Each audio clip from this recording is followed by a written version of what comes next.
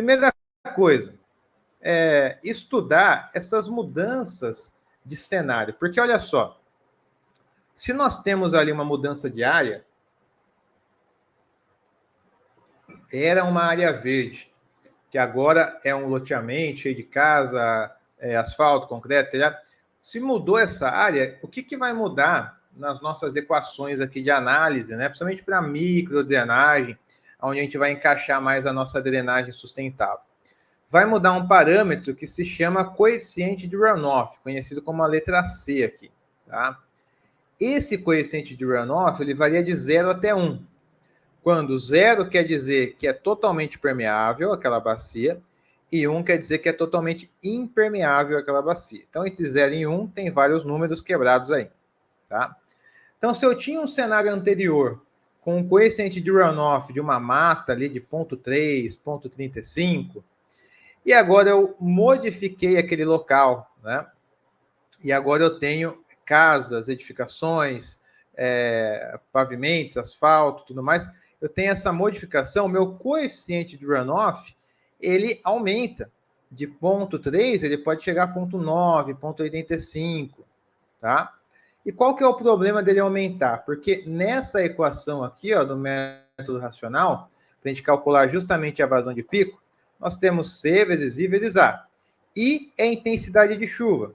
A é a área de contribuição. E o C, coeficiente de runoff.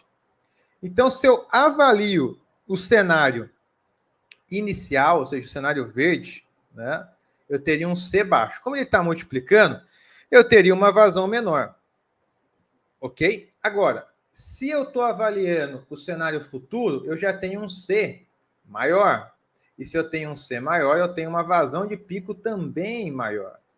Então, essa análise deve entrar na nossa esteira de cálculo. Qual era a vazão de pico no cenário 1 e qual vai ser a vazão de pico no cenário 2, para a gente ter esse quadro comparativo.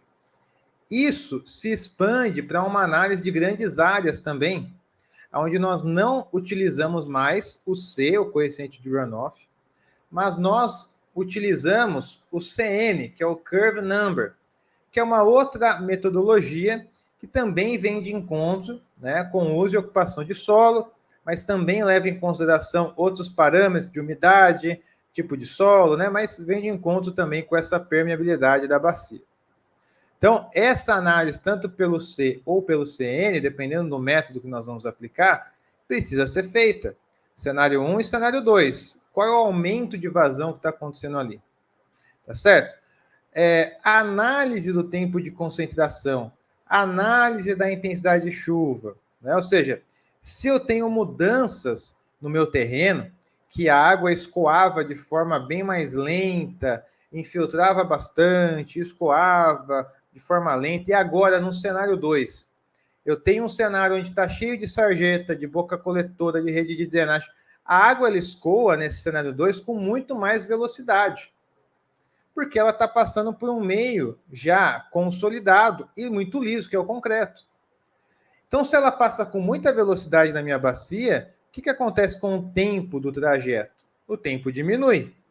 Se ela ia, imagina assim, você vai de uma cidade A até a cidade B a 100 km por hora, você vai chegar num tempo ali. Se você for a 200 km por hora, você vai chegar em bem menos tempo, na metade do tempo. A mesma coisa com o escoamento. Então, o tempo de concentração ele diminui. O que isso ocasiona de forma como cascata, né? Efeito de cascata.